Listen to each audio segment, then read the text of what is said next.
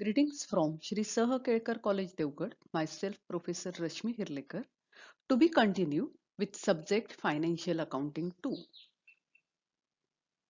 We have started valuation of shares.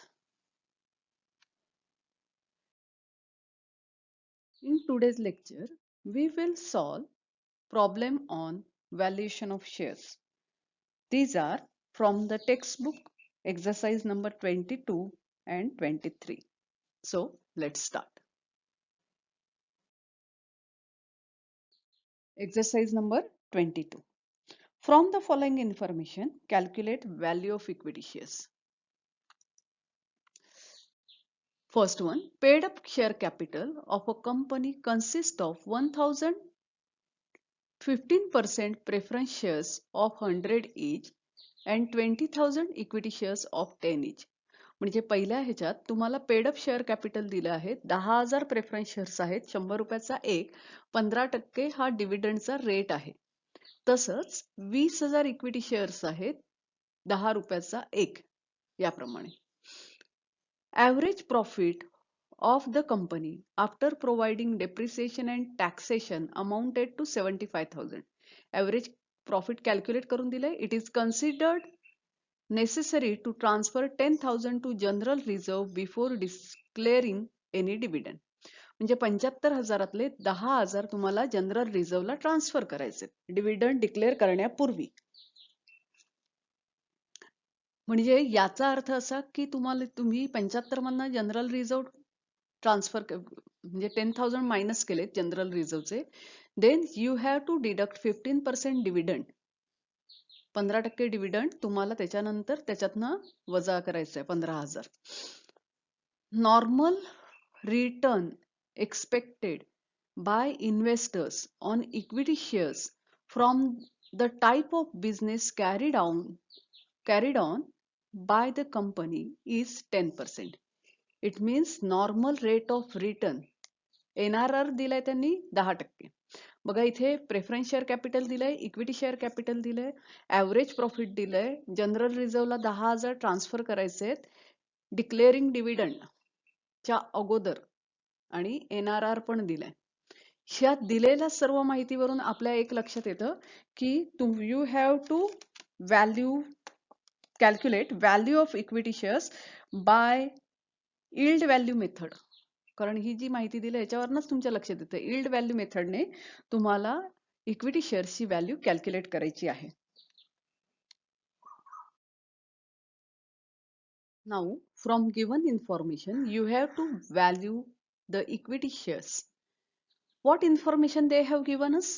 They have told us that average profit after depreciation and tax is 75,000. General reserve is to be transfer of 10,000. So let's transfer to general reserve 10,000. You will get amount 65,000. From 65,000 you have to deduct preference dividend. आता preference dividend 15% preference share capital होतं आणि 1,000 shares सांगितलेले होते.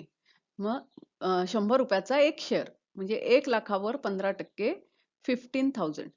65,000 minus 15,000 you will get 50,000. Profit available to equity shareholders किती मिळालं तुम्हाला 50,000.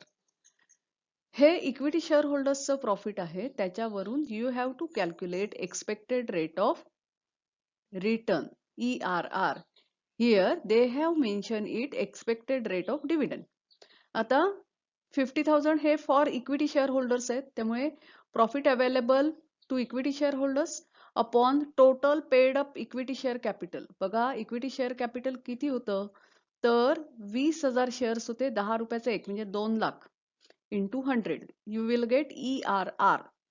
तर 50,000 upon 2 lakh into 100 25% मिळालं तुम्हाला expected rate of return. Now you have to calculate yield value. आता यील्ड व्हॅल्यू कशी कॅल्क्युलेट करतात? Value per share is equal to ERR upon NRR into paid up value per share. एका equity शेअरची paid up value किती होती 10 रुपये.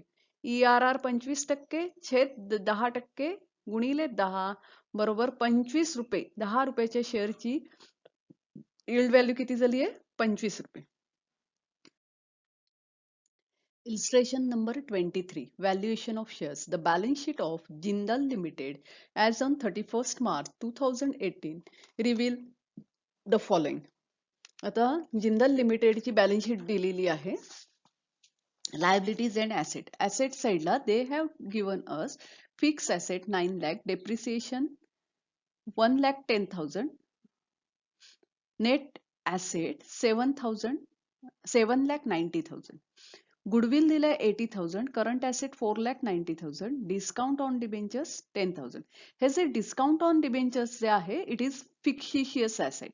It is fictitious asset. That's why you should not take it into account while calculating net asset. Then they have given us share capital. Equity shares of 10 each, 8 rupees paid. 8 रुपये paid up आहेत म्हणजे 8,000 capital, sorry 8 रुपये आहे ना किंमत, म्हणजे 80,000 shares आहेत त्याचे. Reserves 2 lakh, profit and loss account 20,000, 10% debenture 1 lakh, current liabilities 2,50,000. अशा प्रकारे त्यांनी बॅलन्स शीट आपल्याला दिली आहे. Fix asset and goodwill are revalued, म्हणजे त्यांचं रिव्हॅल्युएशन झालंय. लक्षात घ्या, ज्या वेळेला आपण नेट ऍसेट मेथडने शेअर्सचं व्हॅल्युएशन करतो त्यावेळेला असं गृहीत धरतो की कंपनी बंद होणार आहे आणि ऍसेट विकायचे. ऍसेट विकायचे तर हे 7,90,000 चे ऍसेट विकून किती रुपये येतील, तर 7,50,000 असा अंदाज आहे. आणि गुडविलचं मात्र 80,000च्या ऐवजी 1 lakh येतील. कळलं? तर त्यामुळे you have to take this realisable value into account.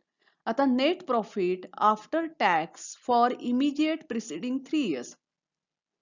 लगेचच्या 3 वर्षाचं नेट प्रॉफिट दिलेलं आहे 1,10,000, 1,05,000, 1,45,000, of which 25,000 were transfer to reserve.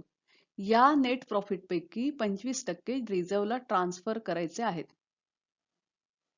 नंतर फेअर म्हणजे तुम्हाला ऍव्हरेज प्रॉफिट काढल्यानंतर रिझर्वला ट्रान्सफर करावे लागणार आहे. म्हणजे FMP कॅल्क्युलेट करतो त्यासाठी. याच्यावरनं लक्षात येईल की you have to calculate value of goodwill by value of shares by using yield value method also. नंतर fair return in the industry in which the company is engaged is to be considered 10%. म्हणजे NRR दिलेत 10%. Compute the value of company share by net asset method आणि yield value method. या दोन मेथडने you have to calculate value of shares. बघा काय केलंय. पहिल्यांदा we will calculate value of share by using net asset method. Net asset मेथडचा उपयोग करून आपण व्हॅल्यू ऑफ शेअर कॅल्क्युलेट करणार आहोत. आणि म्हणून इथे काय केलं, फिक्स ऍसेट. आता हे जे फिक्स ऍसेट आहे तर revise value 7,50,000, goodwill 1 lakh, current asset as per book value. बघा बुक व्हॅल्यू मध्ये करंट ऍसेट 4,90,000 दिले होते तेच घेतले. Here they have not taken into account discount on debentures as it is fictitious asset. Total 13,40,000 झाली. त्याच्यात ना external liabilities, external liability म्हणजे काय, 10% डिबेंचर आणि current liabilities, you have to minus it. म्हणजे या दोन गोष्टी आपल्याला वजा करायच्या आहेत. तर 10% डिबेंचर किती होते 1 lakh आणि करंट लायबिलिटीज 2,50,000. 3,50,000 वजा करायचे 13,40,000 मधनं यू विल गेट 9,90,000. हे नेट ऍसेट. आता this is the asset available for equity share holders. या नेट ऍसेट मधनं काय करणार तुम्ही, इथे लक्षात घ्या नेट ऍसेट कॅल्क्युलेट करत असताना त्यांनी प्रेफरन्स शेअर कॅपिटल दिलेलं नाही. जर दिलं असतं ते आपल्याला वजा करावं लागलं असतं. इथे प्रेफरन्स शेअर कॅपिटलच नाहीये. त्यामुळे net asset upon number of equity shares 9,90,000 आणि इक्विटी शेअर्स मी जसं म्हटलं होतं की 8 रुपयाचा एक शेअर 8 लाख रुपये कॅपिटल आहे म्हणजे 80,000, सॉरी 8 लाख कॅपिटल आहे, 8 रुपयाचा एक शेअर, तर 1 लाख हे नंबर ऑफ शेअर्स आहेत इक्विटी शेअर्स. ते 1 लाख तर 9,90,000 divide by 1 lakh you will gate 9.90 ₹9.90 ही त्याची इंट्रिन्सिक व्हॅल्यू झाली.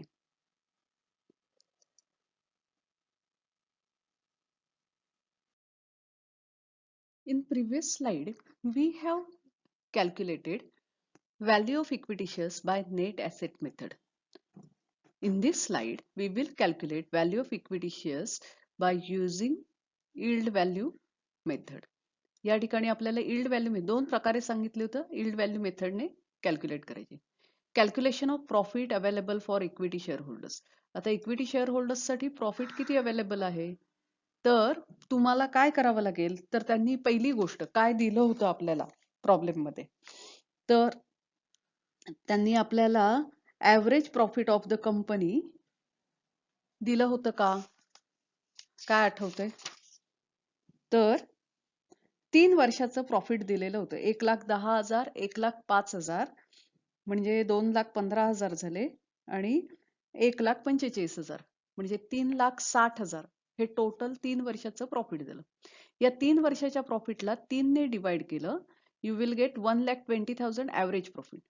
या ऍव्हरेज प्रॉफिट मधनं तुम्हाला 25% रिझर्व्हला ट्रान्सफर करायचे सांगितलं होतं, ट्रान्सफर टू जनरल रिझर्व्ह. 25% म्हणजे 1/4 म्हणजे 30,000 आपण ट्रान्सफर टू जनरल रिझर्व्ह. 30,000 गेले, you will get 90,000. This is the profit available to equity share holders. हे profit available to equity share holders जे आहे याचा उपयोग करून you have to calculate expected rate of return ERR. Here you can also write expected rate of dividend. तुम्ही expected rate of dividend असं सुद्धा लिहू शकता. तर एक्सपेक्टेड रेट ऑफ रिटर्न किंवा एक्सपेक्टेड रेट ऑफ डिव्हिडंड, कारण इक्विटी शेअर्सवर डिव्हिडंडच मिळतो. तर काय 90,000 profit available for equity share holders upon paid up equity capital into 100. आता किती प्रॉफिट अवेलेबल होतं? 90,000. Paid up equity capital 8 lakhs गुणिले 100. You will get 11.25. हा झाला तुमचा ERR. मग yield value of equity shares is equal to, तर yield value बरोबर काय होतं? ERR upon NRR into paid up value of equity share. ERR 11.25. Normal rate of return किती झाला? तर त्यांनी दिलेला होता 10%. तर 11.25 अपॉन 10 आणि paid up value of equity share, एका इक्विटी शेअरची पेड अप व्हॅल्यू गुणिले 8.